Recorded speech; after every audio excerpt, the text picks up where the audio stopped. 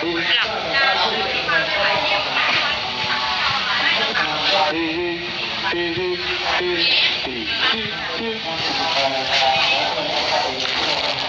อร่อยมากพี่อ้อมกิน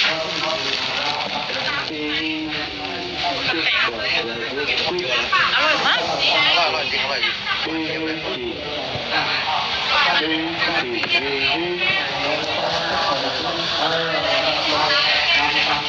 คืออะไรแม่ให้กินตึกเหรอ ตับ กินได้ผิดแม่ให้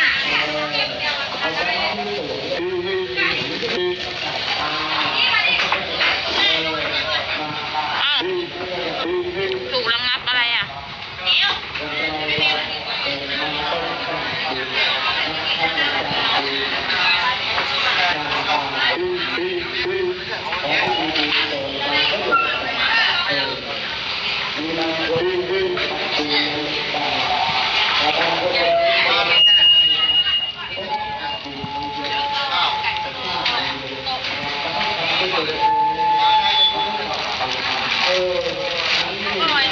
กินมื้อดึกเด้โอ้โหแล้วมีต้มผักกาดดองมีแกงส้มมีแกงเป็ดที่เป็นแกงแดงแกงกะทิอ่ะต้มผักกาดดองชีเลิศเลยล่ะอุ้ยเอาไก่ที่ไหนมากินนู่นเหรอ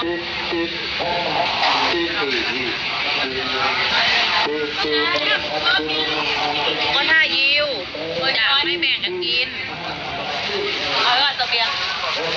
ไว้ก่อนได้แนะนำไม่ใส่กันดีกว่าไม่งั้นนะผมเหี่ยวลง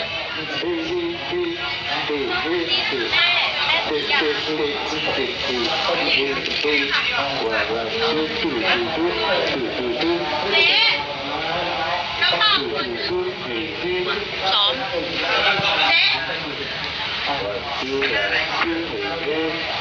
ไปแล้วเอาตีผมเป็นกี่แดงแล้วนะ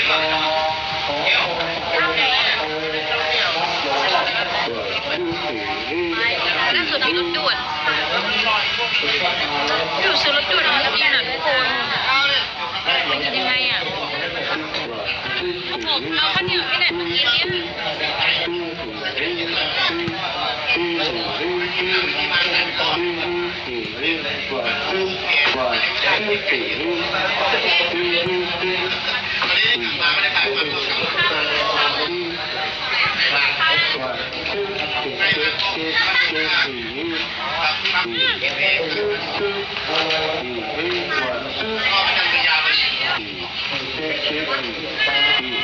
หนูอยากซื้อทะเบียนบางคนอ่ะกินไก่เริ่มอิ่มแล้วจะให้พี่โอ๊ตทำกินหนูอยากซื้อทะเบียนหนูอยากเปลี่ยนทะเบียนรถทะเบียนประมูลหนูอยากเปลี่ยนเป็นเลข23เพราะว่าตรงเลขที่บ้านนะ